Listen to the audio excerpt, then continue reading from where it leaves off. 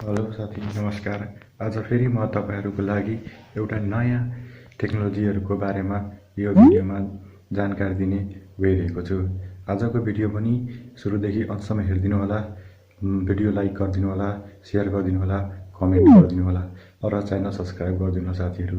यो भिडियोमा म तपाईहरुलाई के देखाउँछु भने हामीले अहिले एउटा एप्सलाई इन्स्टल गरेर कसरी हामीले धेरै प्रति फोटो आफ्नै मोबाइलमा तयार पारेर सस्तो दरमा हामीले प्रिन्ट गराउन सक्छौं। यसको लागि हामीले के गर्नुपर्छ भने त्यो कुरा म भिडियोमा तपाईलाई देखाउने नै छु र यसरी हामीले यो विधि अपनाएपछि यो तरिकाले तपाईले आफ्नै मोबाइलमा फोटोहरु तयार पार्नुभयो भने तपाईलाई स्टुडियोमा गएर बढी महँगोमा फोटो बनाउनु जरुरी पनि हुँदैन। आफ्नै मोबाइलबाट हामीले धेरै प्रति पासपोर्ट साइजको फोटो तयार गरेर प्रिन्ट गर्न गयो भने त्यहाँ हामीलाई सस्तोमा उले प्रिन्ट गरिदिन्छन्। लगभग 20 रुपैयाँसम्ममा हामीलाई धेरै प्रति फोटो हामीले तयार आफ्नै मोबाइलमा पारेको हुन्छौं र त्यो उले प्रिन्ट गरिदिने मात्रै काम गरेको हुन्छन्। यस्तो गर्दाले हाम्रो पैसा पनि बचत हुन्छ र हामीलाई चाहिने फोटो पनि हामी मोबाइलमा राखेको हुन्छौं। त्यसबाट हामीले जहाँ पनि प्रिन्ट गराएर त्यो फोटोहरुलाई आफ्नो प्रयोगमा ल्याउन सक्छौं।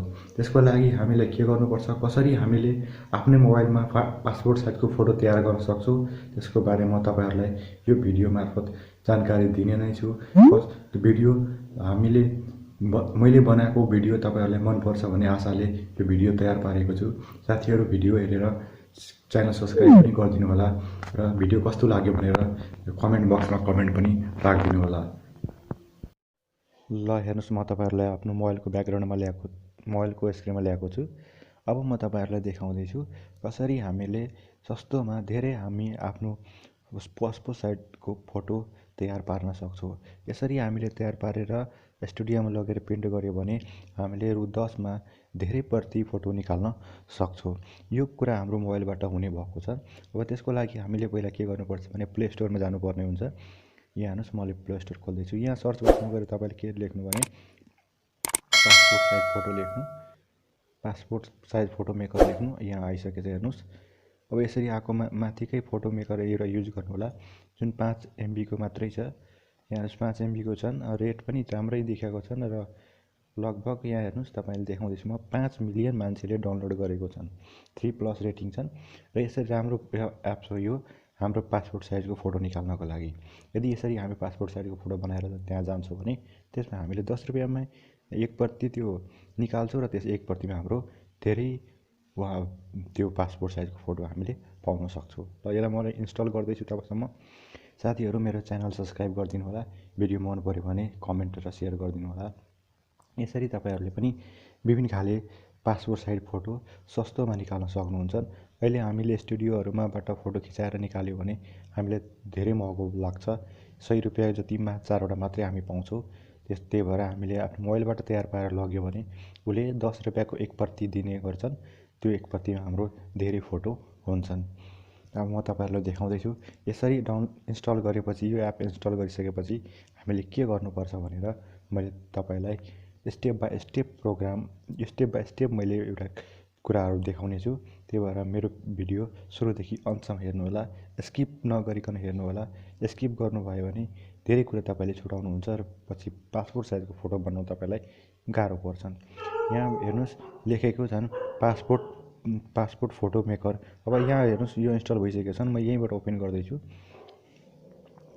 अब यहाँबाट ओपन गरिसकेपछि हेर्नुस्, यो खुलेको छन्। अब हेर्नुस्, यहाँ टर्म कन्डिसनहरु छन्। त्यो केही नगरिकन तपाईले यहाँ गेट स्टार्टमा क्लिक गर्नु होला।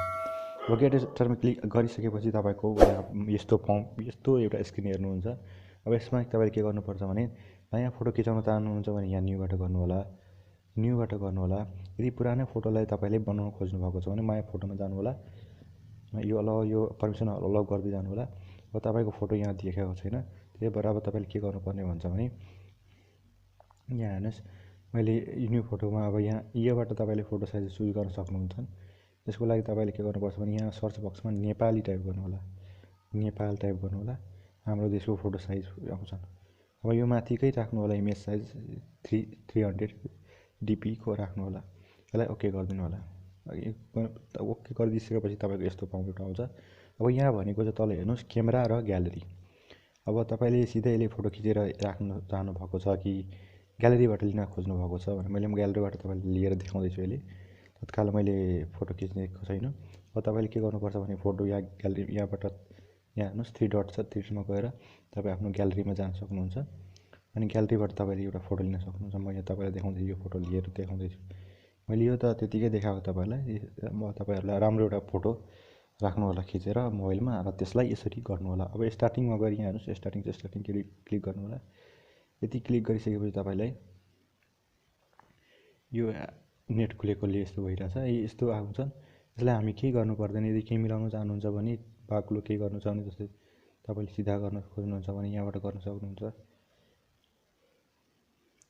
रोटेट गर्न सक्नुहुन्छ, कतै घुमाउनु छ भने यहाँ गर्न सक्नुहुन्छ। यति गरिसकेपछि तपाईँले के गर्नुपर्ने, नेक्स्ट यहाँ छ हेर्नुहोस्, नेक्स्टमा क्लिक गर्नु होला। अब नेक्स्टमा क्लिक गरिसकेपछि आइडी यहाँ लेखेको छ तपाईँको नेपाल आइडी अटो साइज भनेको छन्। यसलाई हामी अलि ठुलो गरेर राख्न सक्छौँ। यहाँ हेर्नुहोस् यसरी गरेपछि अब यो क्रप गरिदिनु होला। क्रप आउँछ नि, यहाँ हामीले कुनै कलर राख्नु हुँदैन, त्यही नर्मल कलर राम्रो हुन्छ भनेर यहाँ नेक्स्ट गर्दै गर्नु होला। यति गरिसकेपछि तपाईँलाई यहाँ ब्याकग्राउन्ड चेन्ज गर्न भनेको हुन्छ। ब्याकग्राउन्ड चेन्ज गर्नको लागि हामीले यहाँबाट पैसा खर्च गर्नुपर्ने हुन्छ। त्यो भएर हामी ब्याकग्राउन्ड चेन्ज गर्ने, त्यही ब्याकग्राउन्ड राखेर तपाईँले सेभ गरिदिनु होला। यसलाई स्किप गरिदिनु होला। अब सेभ गरिसकेपछि तपाईँको यहाँ हेर्नुहोस् सेभ बटन आउँछ। अब सेभ गर्नु होला यसलाई। अब सेभ गरिसकेपछि तपाईँको यस्तो यो नेटको कारणले यस्तो हुँदैछ।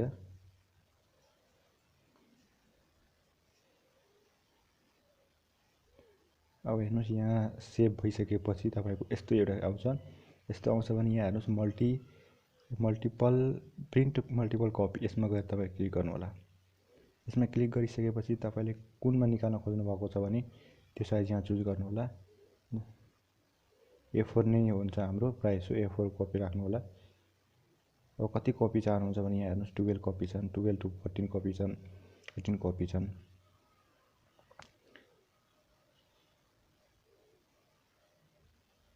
अब यहाँ 3/4 लिनु होला, त्यो बढी नगर्नु होला। यहाँ हेर्नुहोस् अब तपाईँको 3 छ, 9वटा कपी आइसकेको छ, 9 कपीको भइसकेको छ। यो अब यस्तो भइसकेपछि हामीलाई सजिलो हुन्छ नि, यो गएर तपाईँले यो एक प्रति तपाईँ निकाल्दा त्यहाँबाट लगभग 10 रुपियाँदेखि 20 रुपियाँ लिन्छन् र एक प्रति तपाईँको दिन्छ। एक प्रतिमा हाम्रो 9 हेर्नुहोस् 9 प्रतिको एउटा पासपोर्ट साइजको फोटो बनेर तयार हुन्छ। यहाँ सेभ गर्नु होला, यसलाई जेपिजीमा सेभ गर्नु होला अनि यसमा क्लिक गरिदिनु होला। यो क्लिक गरिसकेपछि तपाईँको ग्यालेरीमा सेभ भइहाल्छ। अब यहाँ हेर्नुहोस् फिनिस भनेको छ, फिनिस भइसक्यो। यो फिनिस भइसक्यो छ, यो फिनिस भइसकेको छ। अब तपाईँ यहाँबाट हेर्न सक्नुहुन्छ माई फोटोमा गएर तपाईँको यहाँ बनेको 9 प्रतिको फोटो। यो अब तपाईँले के गर्नुपर्ने हुन्छ साथीहरू, यसलाई गएर तपाईँहरू स्टुडियोबाट या फोटो प्रिन्ट गर्ने ठाउँबाट तपाईँले प्रिन्ट गर्दा तपाईँले 20देखि 25 रुपियाँमा 10देखि 20 रुपियाँमा तपाईँले यो प्रति निकाल्न सक्नुहुन्छ। जसबाट तपाईँले मैले भनेकै जस्तै तपाईँले 9 प्रति फोटो 10 रुपियाँदेखि 20 रुपियाँमा पासपोर्ट साइज फोटो निकाल्न सक्नुहुन्छ। आशा छ तपाईँहरूलाई यो भिडियो मन परेको होला र भिडियो मन पऱ्यो भने साथीहरू के गर्नुपर्छ भन्ने थाहा नै छ। च्यानल सब्सक्राइब गरिदिनु होला र भिडियो सेयर कमेन्ट गरिदिनु होला र यस्तै खाले भिडियो म बनाउन अझै पनि प्रयास गर्नेछु र त्यसको लागि तपाईँहरूको सपोर्टको धेरै आवश्यकता छ मलाई। त्यही भएर च्यानललाई सब्सक्राइब गरेर मलाई सपोर्ट गरिदिनु होला र भिडियो लाइक गरिदिनु होला साथीहरू। र यस्तै खाले भिडियो मेरो अझै बनेर मैले युट्युब च्यानलमा हालेको छु, त्यो पनि गएर हेर्नु होला।